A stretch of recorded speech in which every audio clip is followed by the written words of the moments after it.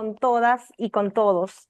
A nombre del magistrado César Ochoa Cardich, director general del Centro de Estudios Constitucionales del Tribunal Constitucional, les damos una cordial bienvenida a esta conferencia por una expansión global del paradigma constitucional. Conferencia con la que tenemos el gusto de inaugurar este año académico del Centro de Estudios Constitucionales, y lo hacemos de la mano de uno de los referentes más importantes del constitucionalismo, no solo del continente europeo, sino también del continente americano, el profesor Luigi Ferrajoli, a quien le damos una cordial bienvenida y le agradecemos de manera especial que haya aceptado la invitación que en su momento le cursara el magistrado César Ochoa Cardich.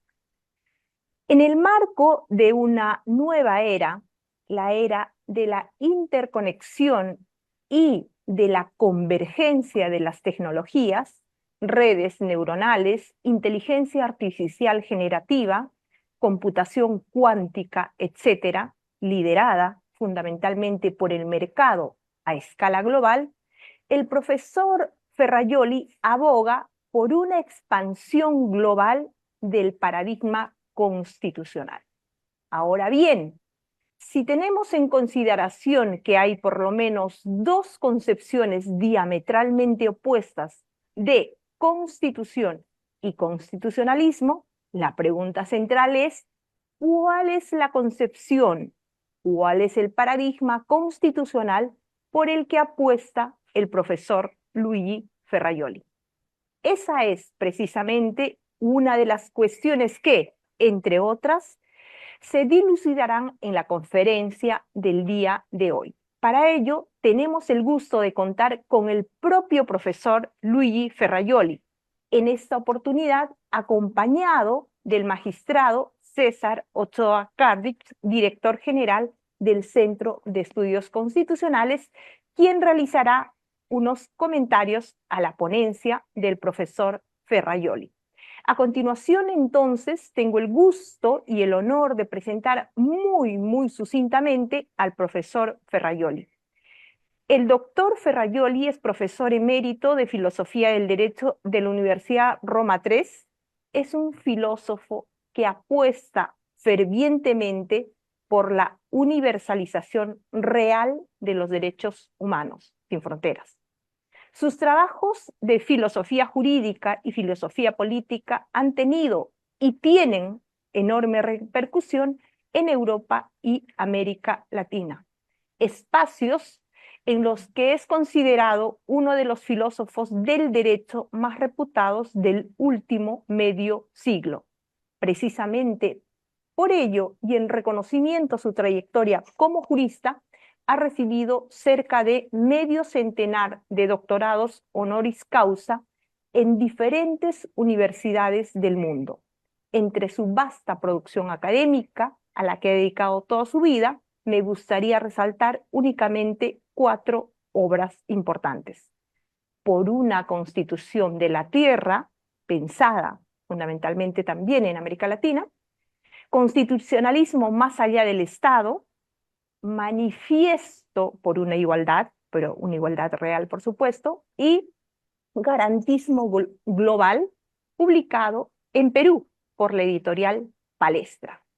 Profesor Ferrajoli, para mí es un honor dejarle en el uso de la palabra por 45 minutos. Adelante. Muchas gracias. Muchas gracias a la doctora María Candelaria Quispe, al doctor César Ochoa, por esta invitación a hablar de este proyecto de una expansión del constitucionalismo a todo el mundo. Yo creo que debemos ser conscientes del hecho que vivimos la situación, creo, más dramática en la historia de la humanidad. Se está produciendo una crisis vertical de la democracia en todo el occidente. En todo el occidente, la democracia se está transformando en el cobra vacío de las elecciones. Solamente tiene como dimensión, la democracia, la dimensión electoral. Todos los principios sustanciales que forman la sustancia del constitucionalismo, es decir, la paz, la igualdad, los derechos fundamentales de libertad y los derechos sociales a la salud, a la historia, parecen desaparecidas, a la instrucción, parecen desaparecidos del horizonte de la política. Estamos frente también a nuevos desafíos que no han sido previstos en la sesión constituyente después de la Segunda Guerra Mundial, es decir, el calentamiento global, el peligro de guerras nucleares. Está en acto ahora una guerra entre Rusia y Ucrania que puede deflagrar en una guerra atómica. Fortunatamente la guerra a Gaza se habla de una tregua muy frágil, acompañada de muchos muertos el mismo día que ha sido proclamada. Y sobre todo está un colapso de la naturaleza. La humanidad se ha convertido en una metástasis del planeta Tierra. Eh, la producción eh, cada año de 50 mil millones de toneladas de anidride carbónica pueden producir una progresiva reducción de las tierras, las partes de la tierra habitables. Y tenemos poco tiempo y solamente límites y vínculos a los poderes salvajes de los estados más poderosos y del mercado pueden impedir una catástrofe ecológica, también una catástrofe nuclear. Es sobre todo un crecimiento, la desigualdad.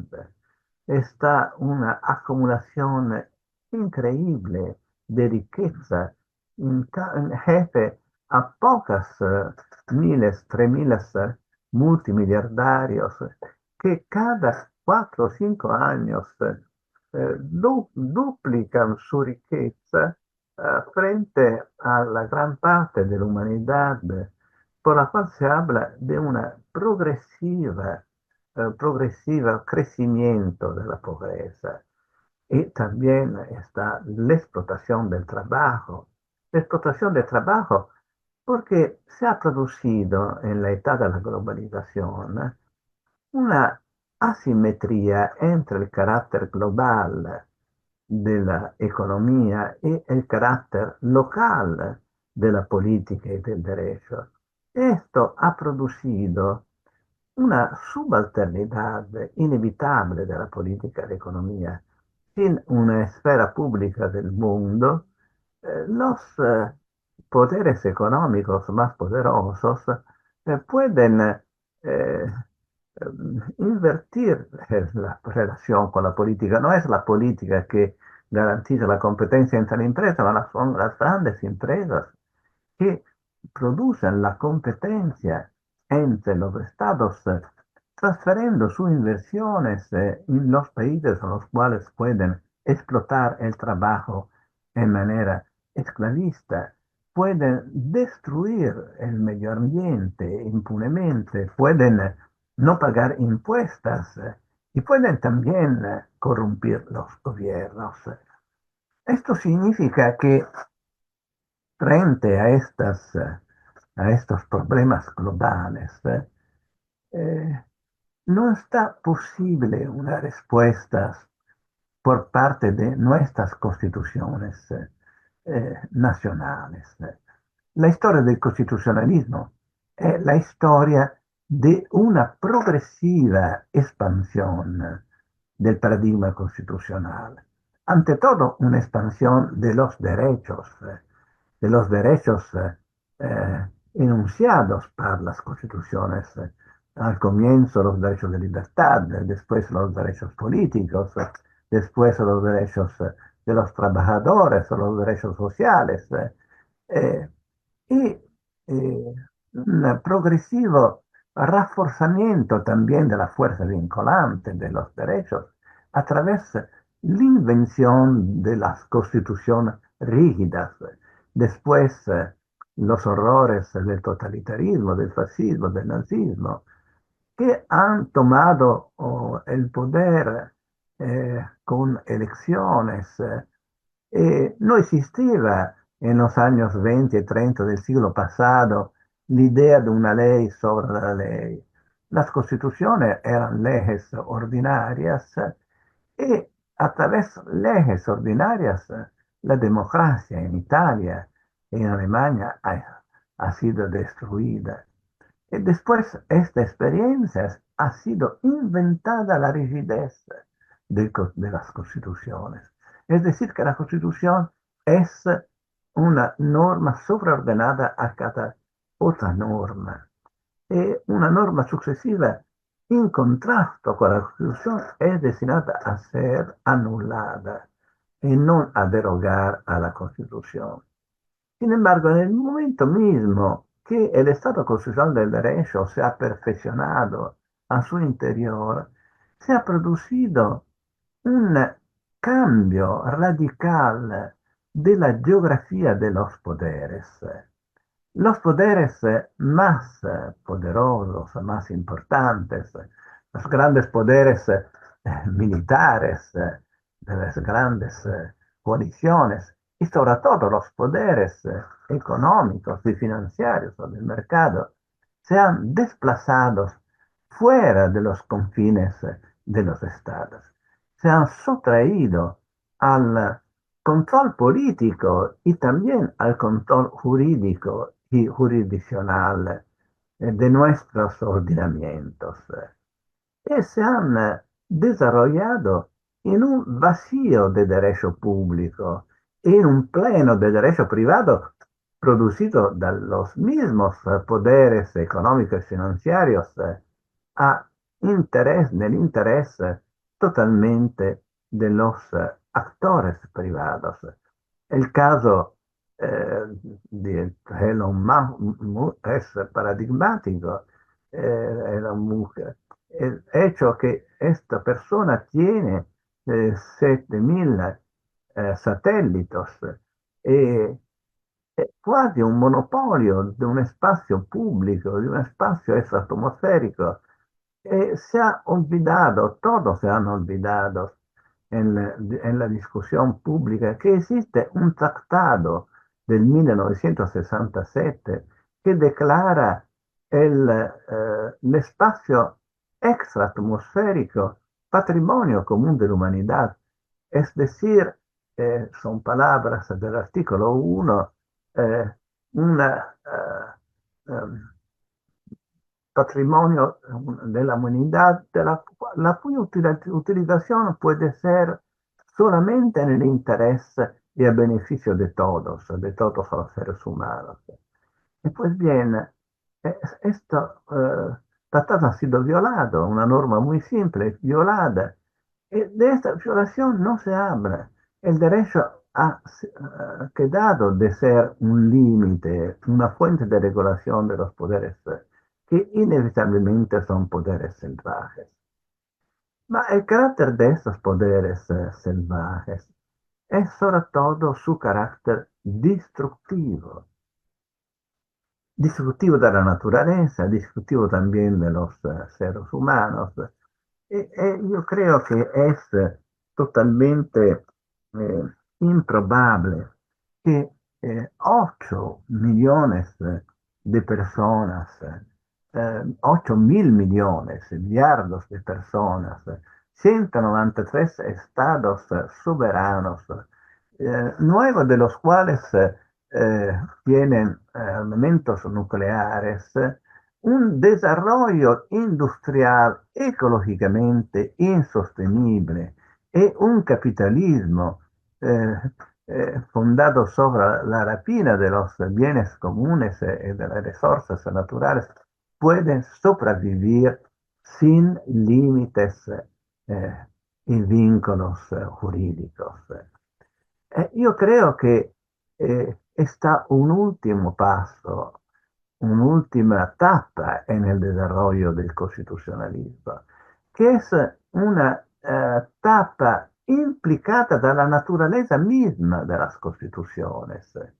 Las constituciones nacionales y sobre todo las cartas de los derechos fundamentales, eh, la Carta de la ONU también, establece el principio de la paz, la igualdad de las personas, el carácter universal de los derechos fundamentales.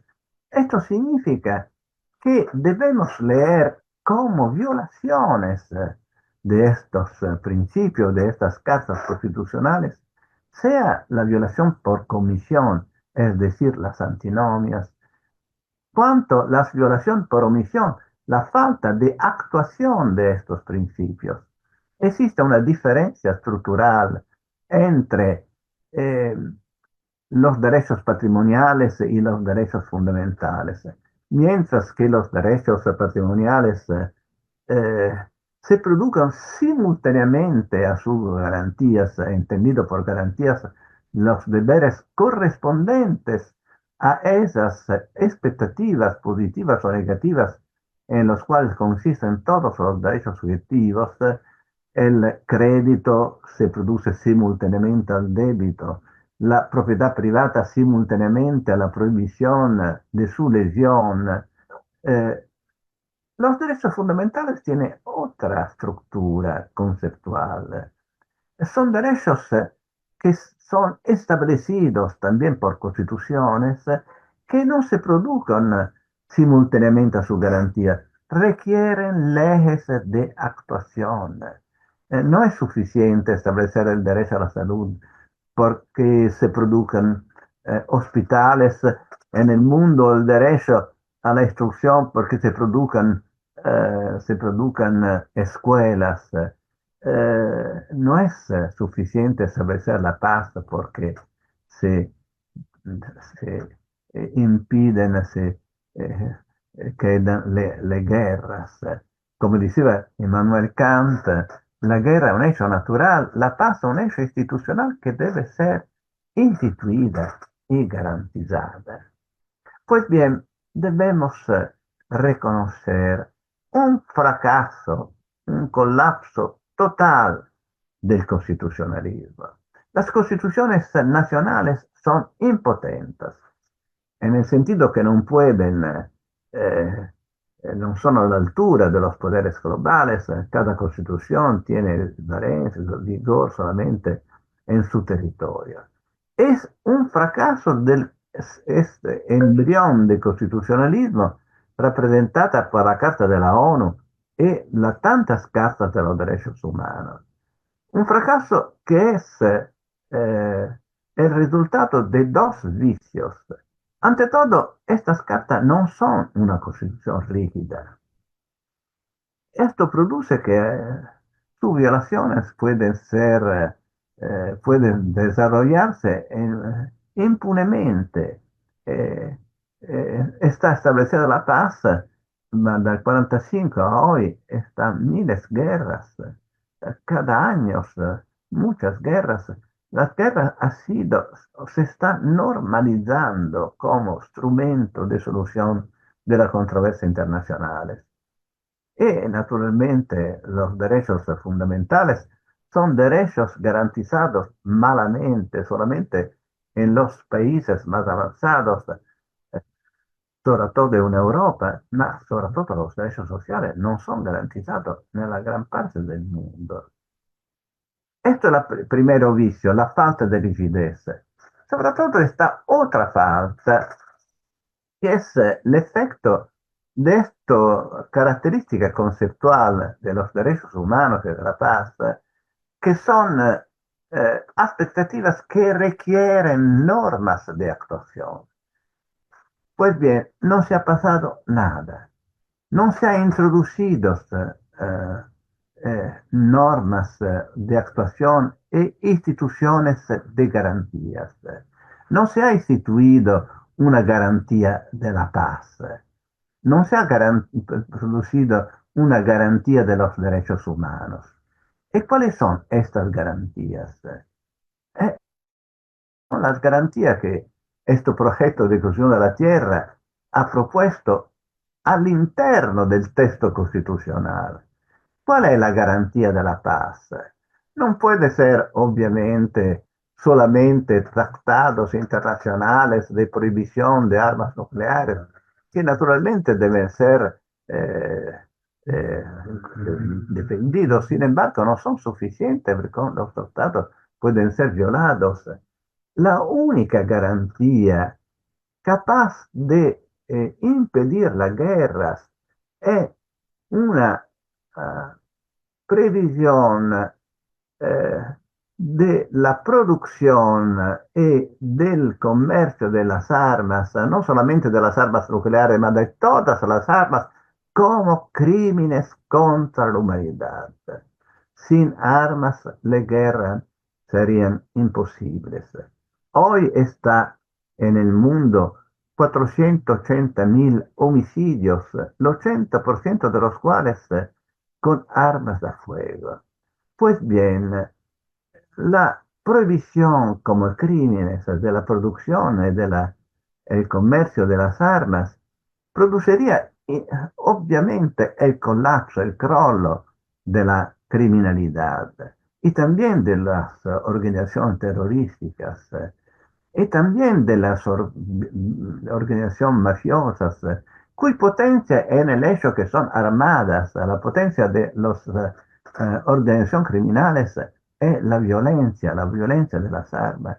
Y sobre todo, serían imposibles las guerras, porque naturalmente serán posibles homicidios, es imposible que se pueda vivir en un mundo perfecto, perfectamente constitucional, siempre serán violaciones, ma el número de los homicidios sería incomparablemente más bajo. Las cifras son elocuentes. En Italia, que produce armas y vende armas. Sin embargo, ninguno tiene armas, quasi nessuno, yo no conozco ninguno que tiene armas. El número de los homicidios es menos de 300 cada año. En Brasil son 50, 60.000. Ma sobre todo, las guerras sería imposible. Se puede matar con los venenos, con los eh, con i coltelli da cucina, ma non si puede hacer guerras con los venenos o con i coltelli da cucina. Es decir, que sería imposible por los estados hacer guerras. Y la producción clandestina de carri armati no es posible como la producción clandestina de las drogas. Y sería imposible por los estados tratar la compra-venta de armas por parte de organizaciones clandestinas y criminales. Esta es la sola, la verdadera garantía de la paz. Y la distancia entre la simplicidad de esta garantía y el hecho que sea considerata utopística y realística es el signo de la distancia entre la razón y la folía, entre el interés de la humanidad a su supervivencia y el interés de un pequeño grupo de profitadores. ¿Y cuál es la verdadera garantía de la naturaleza contra el calentamiento global? Contra la devastación de la naturaleza. Es previsto también en el proyecto de construcción de la Tierra que he elaborado en 100 artículos, es la institución de un demanio planetario, que es una vieja institución del derecho romano, es decir, la res communes omnium, aire, agua potable, las grandes selvas, las grandes ghiacciai, que tiene que hacer con la condición de vida y quindi de sopravvivencia de cualquier forma de vida, inclusa la humanidad. Estos bienes comunes deben ser sustraídos al mercado y debe ser prohibido gradualmente, antes con la tasación muy fuerte, después con la prohibición, la utilización de energías no renovables. ¿Y cuál es la garantía de los derechos fundamentales, del derecho a la salud, del derecho a la instrucción, del derecho a la subsistencia? Es la creación de instituciones de garantías que deben ser independientes de la esfera pública, de la esfera política. Un servicio sanitario global, gratuito, universal. Un servicio escolástico también universal, gratuito y global. Una renta de ciudadanía, de subsistencia también global y una unificación del derecho del trabajo con garantías de los trabajadores y un salario mínimo que debe ser cuanto menos el doble de la renta de subsistencia.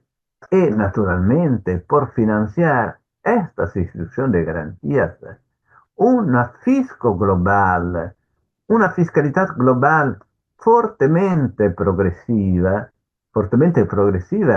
que tiene la función no solamente de financiar las instituciones de garantías, también tiene la función de impedir la acumulación de riquezas terminadas, que, que Centro tiene una riqueza de 473 mil millones de miliardos de Elon Musk o de 237 miliardos de Jeff Bezos.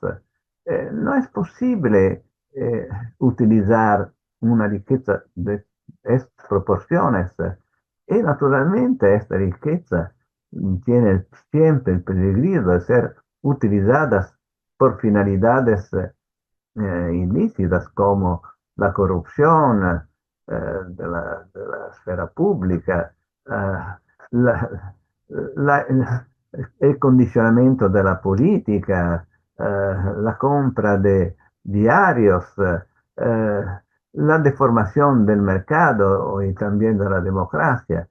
Una fiscalidad global, el mundo tiene una enorme capacidad tecnológica de producción de lo que sirve a la sobrevivencia. Y sería muy fácil producir la sobrevivencia, los derechos sociales de todos en un mundo pacificado, all'insegna de dos valores, la paz como condición prejudicial de todos los otros valores y la igualdad. ¿Qué es la igualdad? La igualdad es el igual valor asociado a todas las diferencias que hace de cualquier persona un individuo diferente de los otros y de cualquier individuo una persona igual a los otros. Y por otra parte, la igualdad es la reducción de las desigualdades económicas y materiales. Esto significa que una constitución es más legítima, necesaria, urgente a nivel mundial que a nivel nacional, porque a nivel mundial que son eh, más profundas las diferencias que la Constitución tiene el papel de garantizar a través de los derechos de libertad y la desigualdad que tiene el papel de reducir a través de los derechos sociales. Esto significa que una constitución es más importante, legítima a nivel europeo que a nivel italiano, a nivel nacional, cosmopolita que a nivel europeo. Eh, por la necesidad de garantizar, en este sentido, un constructivismo global no es un mutamento de paradigma, es la actuación de un derecho vigente, porque tenemos en el derecho internacional cartas internacionales que establecen igualdad, los derechos humanos. Esta cuestión de la tierra es, a través de su rigidez, la precisión de su rigidez y sobre todo la introducción de instituciones de garantías, la actuación del paradigma constitucional. Esto produce, tiene que hacer con un problema teórico que ha sido anticipado da María Candelaria Quispe, que es una constitución.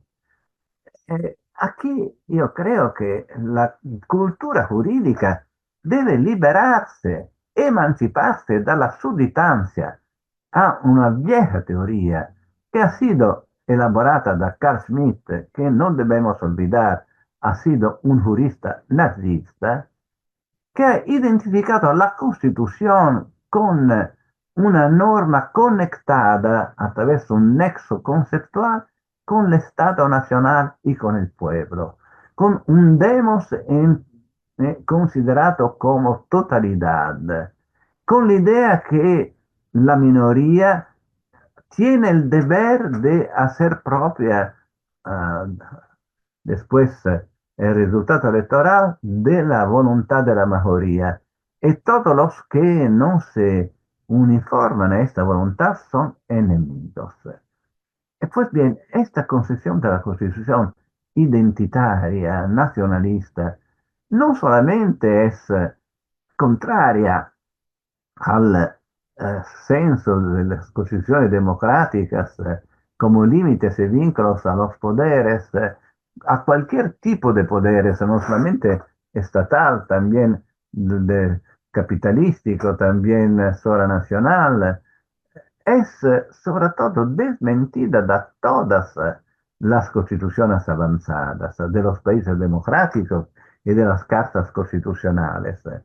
Es desmentida porque en las cartas más avanzadas está el principio de igualdad, el universalismo de los derechos humanos y quindi la idea del constitucionalismo como el constitucionalismo nacional es en contradicción con el contenido mismo de nuestras constituciones y sobre todo de las cartas constitucionales de los derechos humanos, que son universales y no identitarias, internazionalista e non nazionalista, antifascista e non fascista. Esta un'ultima cuestión, también una cuestión teórica, una cuestión metateórica. La única crítica que ha sido producida a este proyecto de un constitucionalismo global es su carácter utopístico, su carácter irrealístico. Pues bien, yo creo que debemos eh, analizar el significado mismo de realismo que invocado contra esta perspectiva de progreso civil, moral y político. Eh, e che è espresso questo realismo, che io chiamo realismo volgar, dalla tesi no están alternativas a lo que se pasa. Es un realismo ideológico que naturaliza, naturaliza lo que es artificial, naturaliza la realidad social, es decir, la política, el derecho, la economía, que no son hechos naturales, son hechos artificiales, sociales, que dependen de la responsabilidad y de la acción de los seres humanos. Es un realismo vulgar que considera como fenómenos naturales los fenómenos sociales, jurídicos y políticos, y por otra parte ignora la realidad natural de las catástrofes que están produciéndose frente a nosotros, es decir, las guerras, el cambio climático, el inquinamiento, las grandes catástrofes, piensas a lo que se ha pasado en California, a lo que asistimos cada día en todo el mundo, aluviones, siccità, el cambio climático está produciéndose en todo el mundo. Naturalmente en los países más ricos y sobre todo los titulares de poderes, a las personas más ricas, no tienen la percepción de de esta, de este fenómeno. Por eso el problema se resuelve eh, adaptando los termóstatos, los termosifones, condicionadores de área. Ma estos cambios se está produciendo daños incalculables por las poblaciones pobres del mundo, sobre todo las poblaciones que viven eh, en zonas costeras. Por otra parte, este realismo vulgar è un realismo ideológico que legitima la realidad. Está una legitimación encrociada entre teoría realística y realidad. La teoría realística se legitima como descripción de la realidad y la realidad es legitimada da la teoría. Io creo que frente a esto realismo vulgar debemos oponer un realismo racional. El realismo racional es el realismo de Thomas Hobbes, de Immanuel Kant, es sobre todo el realismo de nuestras constituciones, que frente a injusticias, a, a catástrofes, a problemas de carácter sociales, que en este caso tiene que hacer con la sobrevivencia misma del mundo, formulan mm, remedios que pueden ser solamente remedios de carácter global. Este es realismo racional, un realismo que tiene que hacer con el carácter artificial de la respuesta a lo que se pasa naturalmente. Diceva, ho ricordato la pagina di Kant, che la guerra è un hecho natural y la paz es un hecho artificial que debe ser instituida. Ma la misma cosa se puede decir por la democracia, que es un hecho artificial de gran complejidad.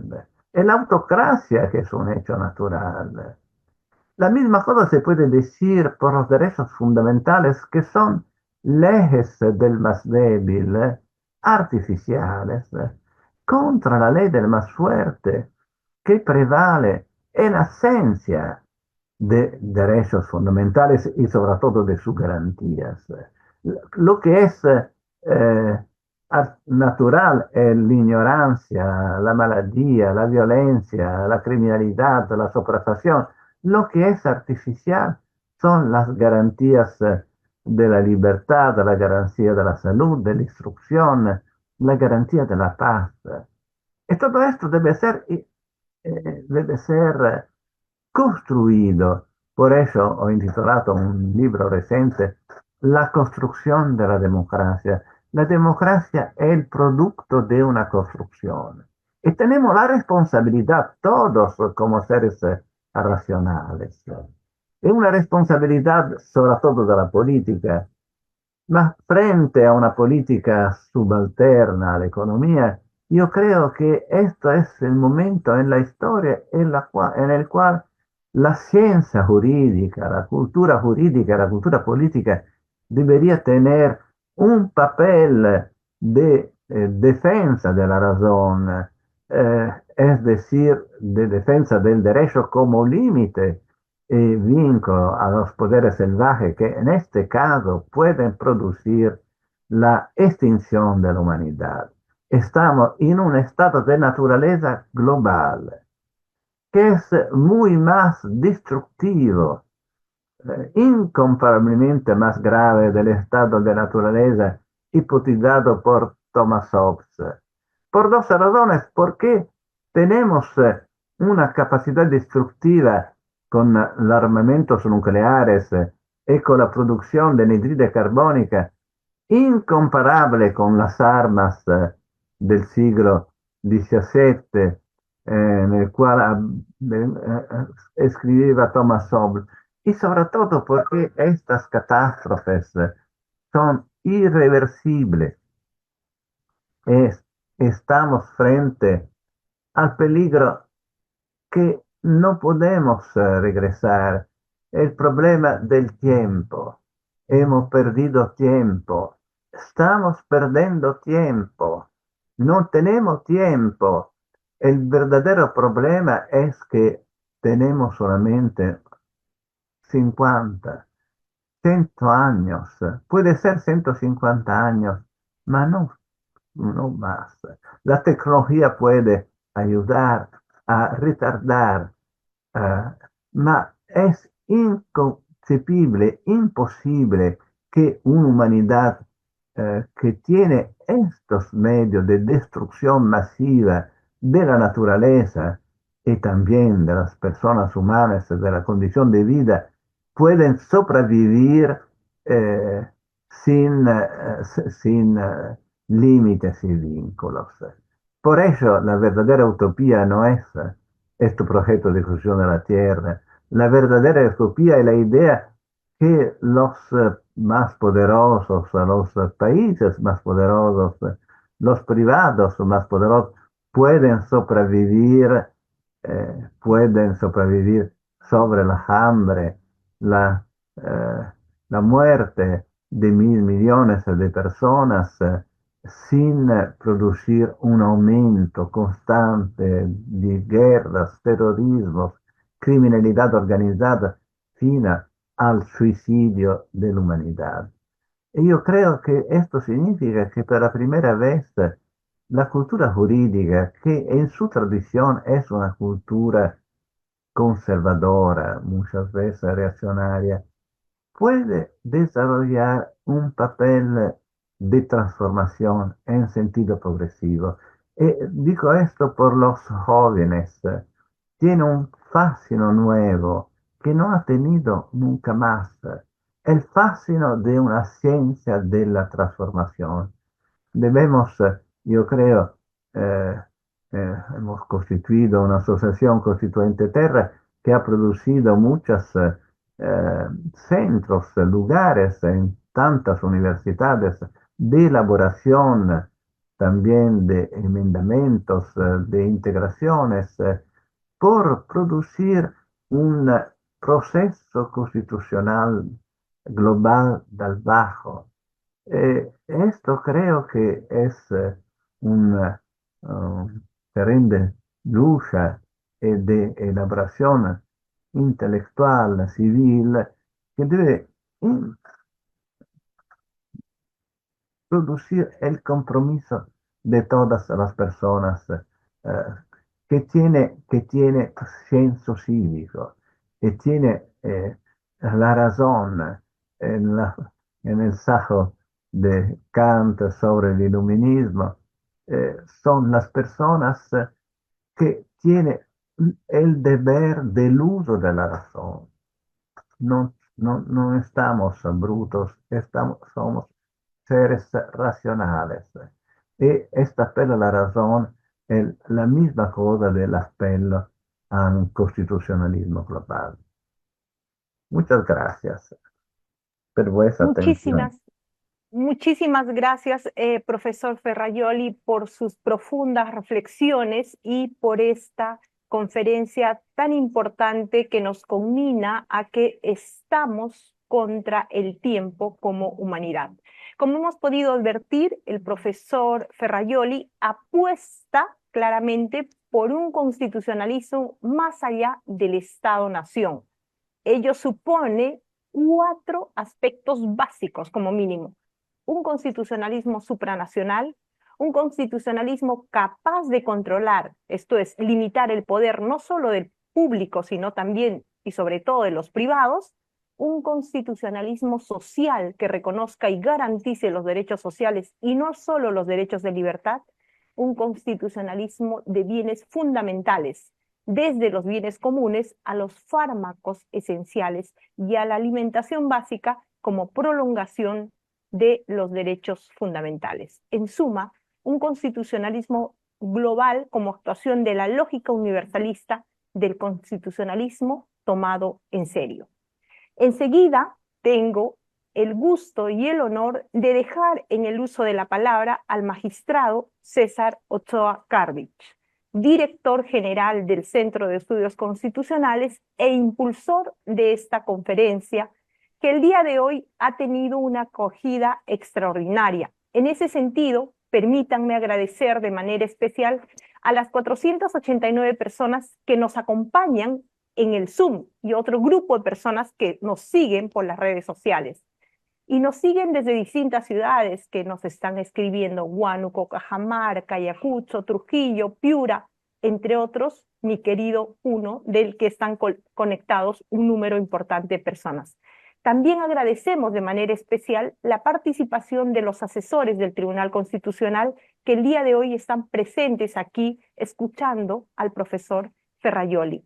Y claro, también quisiéramos agradecer de manera especial a nuestro director ejecutivo, el profesor Juan Manuel Sosa Sacio, también impulsor del evento y que está aquí con nosotros atento a la conferencia. Magistrado Ochoa Cardich, le dejo en el uso de la palabra. Adelante. Saludos a todas y todos. Esta ponencia del profesor Ferrajoli nos invita a una reflexión teórica y una reflexión de vida, ¿no? Me voy a referir brevemente a la obra de Ferrajoli en relación a su influencia en nuestro Tribunal Constitucional. Como sabemos, el profesor Ferrajoli es uno de los grandes difusores del garantismo. Ha sido conocido especialmente por el garantismo en materia penal.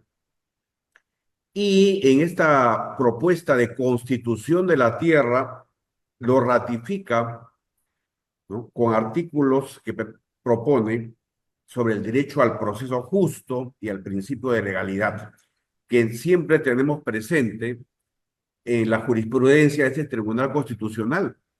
El actual pleno lo podemos considerar garantista en gran medida en clave ferrajoliana.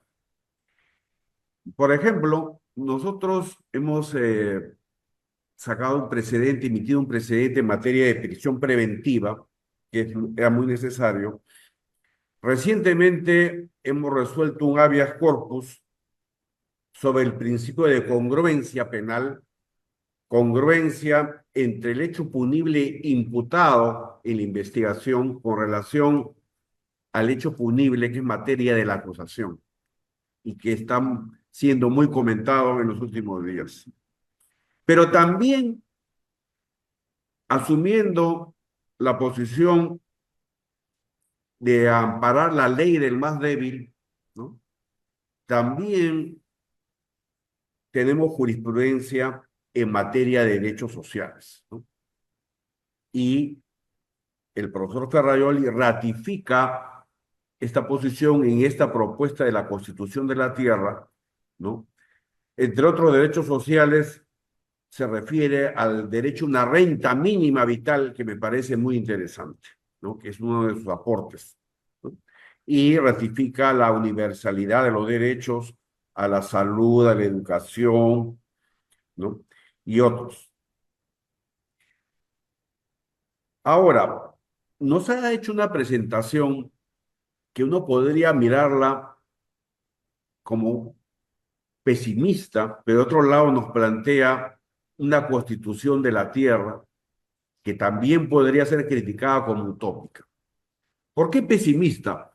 Bueno, en realidad es más realista que pesimista, ¿no? Porque parte de una realidad concreta de muchas amenazas de catástrofe para la Tierra.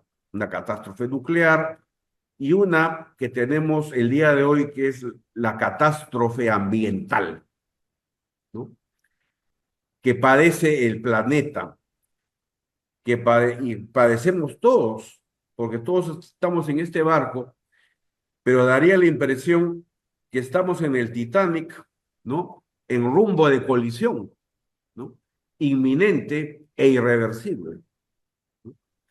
¿Y qué se propone? Se propone la Constitución de la Tierra. Vemos los incendios forestales ya a nivel mundial, ya le tocó a Los Ángeles, ¿no? Le tocó a los más poderosos, ¿no? De Estados Unidos. Pues bien, eso es lo que estamos viendo. A nivel jurídico, ¿qué hemos tenido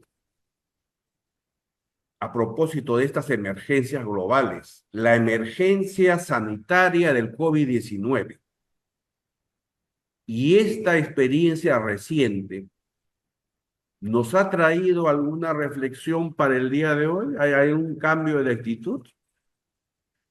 Fíjense que tuvimos un caso en el Tribunal Constitucional del Perú en que se impugnó la constitucionalidad de una ley de emergencia sanitaria que incorporaba más personal sanitario al sector público. Pero como esta ley había sido propuesta por el Congreso, contravenía el principio de iniciativa de gasto que es exclusiva del Ejecutivo, de acuerdo a un artículo de la Constitución. Nuestro tribunal falló declarando infundada esa demanda de inconstitucionalidad, ¿no? Porque si lo hemos declarado pues fundada, toda esa ley habría quedado pues en el vacío, ¿no? Sin embargo, fuimos criticados. Imagínense, fuimos criticados por una ley de emergencia sanitaria que no somos los autores, sino simplemente confirmamos su constitucionalidad en un caso de emergencia sanitaria por el COVID-19, ¿no? Y hay quienes siguen criticando el Tribunal Constitucional, ha vulnerado el principio, el dogma ya no será principio, ya debe ser el dogma sacrosanto de la iniciativa de gasto, aún en una emergencia sanitaria. Entonces, parece que el sentido común tampoco nos ilumina, ¿no? Y vienen propuestas como del maestro Ferrajoli, de la Constitución de la Tierra, y propone pues también redefinir a los organismos internacionales, estas agencias internacionales, algunas que ya existen, como la Organización Mundial de la Salud, ¿no? Y curiosamente, el Fondo Monetario Internacional, el Banco Mundial y la Organización Mundial del Comercio. Bueno, quienes de jóvenes teníamos una posición, digamos, progresista, nos parecían estos los grandes demonios de la tierra. Ahora el profesor Ferrajoli nos propone incorporarlos en la Constitución de la tierra, pero entiendo, para redefinir su rol. ¿Cuál sería ese nuevo rol de estas entidades internacionales que son necesarias definitivamente en este orden mundial que se propone? Esa sería mi pregunta respecto a la Constitución de la Tierra, el rol de estas agencias internacionales, algunas que ya existen, otras que se crearían, que se proponen crear como una agencia mundial del medio ambiente, que me parece definitivamente indispensable, ¿no? Creo que es una propuesta que nos lleva a una reflexión teórica y a la acción. Quizás no pueda ser viable a un 100%, pero definitivamente presenta una serie de temas vigentes, ¿no? Que pueden dar lugar a cambios en el orden jurídico internacional, porque vivimos, creo, no ya una emergencia, ya es una situación permanente de crisis, ¿no? Ecológica. Esas serían mis reflexiones y mis comentarios a la presentación del profesor Ferrajoli, ¿no? Maestro del garantismo. Muchas gracias. Perfecto, muchísimas gracias, magistrado. Profesor Ferrajoli, si usted quisiera decir algunas palabras, le dejamos, por Sí, favor. eh, Muchas gracias. Adelante, ante todo profesor. deseo agradecer al doctor César Ochoa por su comentario. Deseo hacer una precisación, algunas precisaciones. Es decir, lo que diferencia este proyecto de constitución de la Tierra de todas las cartas internacionales de los derechos humanos, también la Carta de la ONU, y también las propuestas de Constitución Mundial, no es la primera, están otras propuestas en pasado eh, que se han elaborado, es la introducción de institución de garantía. Una tesis teórica que he desarrollado en Principio Juris en gran parte de mis libros es la distinción entre institución de garantía y institución de gobierno. Las instituciones de gobierno son la institución de la política, que tiene que hacer con la que he llamado la esfera del decidible, la esfera de la política y la esfera de la economía.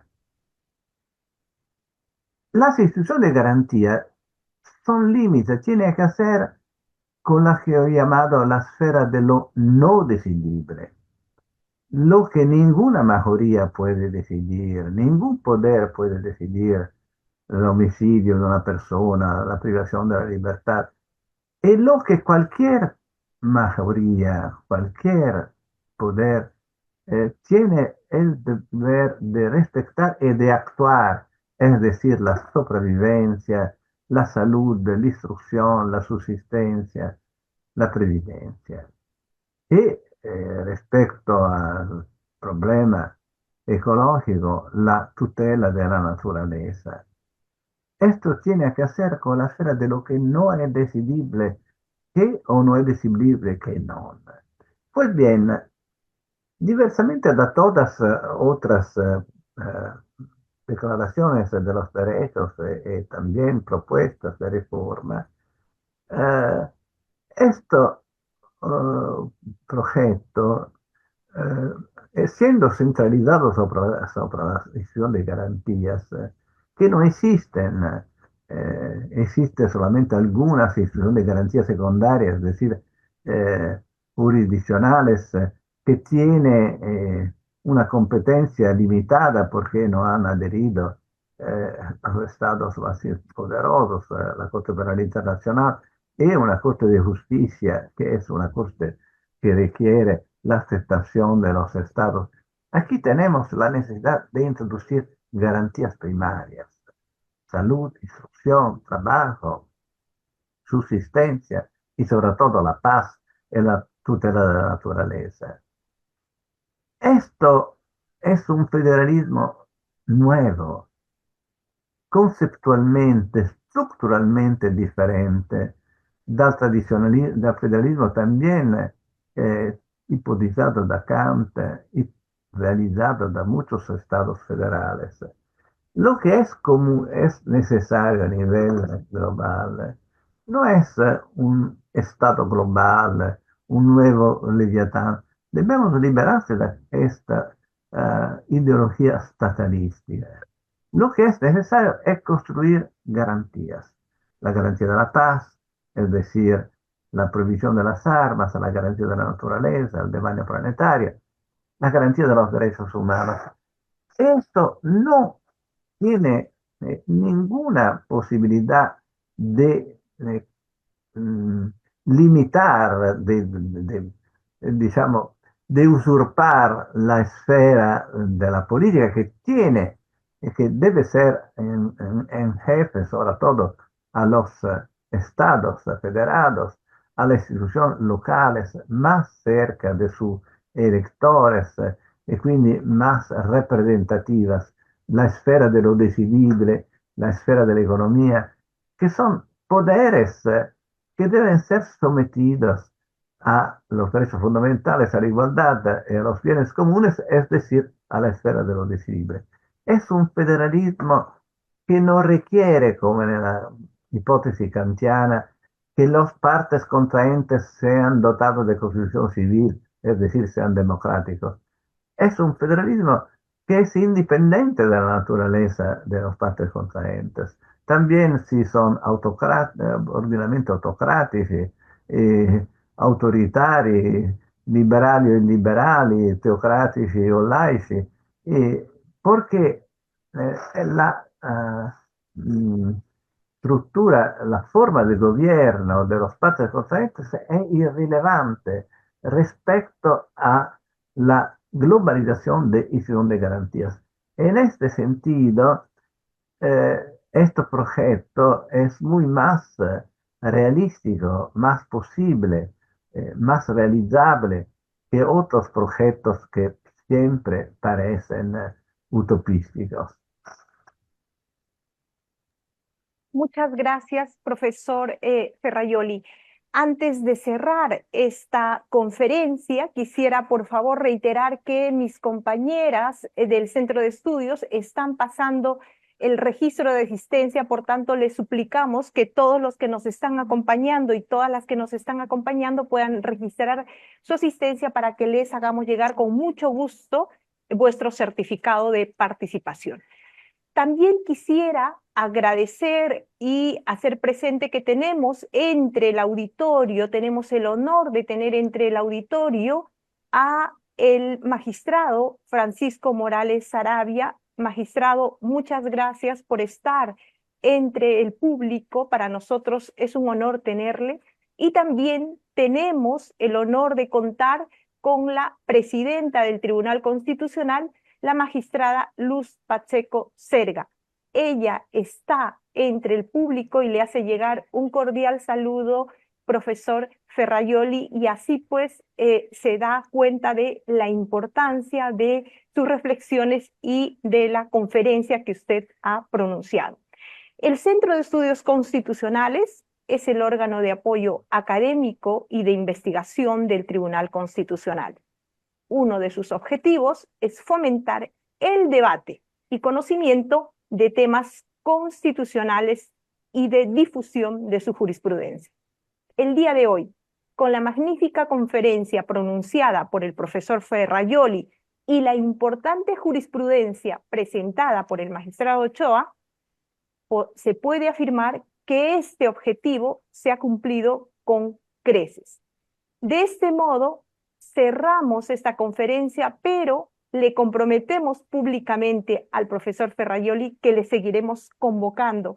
Tenemos mucho interés en ahondar en el tema de los derechos sociales, en el Estado social, temas que usted maneja muy bien. Profesor Ferraioli, muchísimas gracias. Ha sido un gusto tenerle. Muchas gracias a todas las personas, abogadas, abogados, asesores jurisdiccionales, juristas que nos han acompañado el día de hoy. Gracias por permitirnos cumplir con nuestra función pública de servicio, en este caso, a la comunidad jurídica. Esta conferencia ha terminado. Muchas gracias a todos y a todas. Gracias a vosotros, gracias a todos vosotros.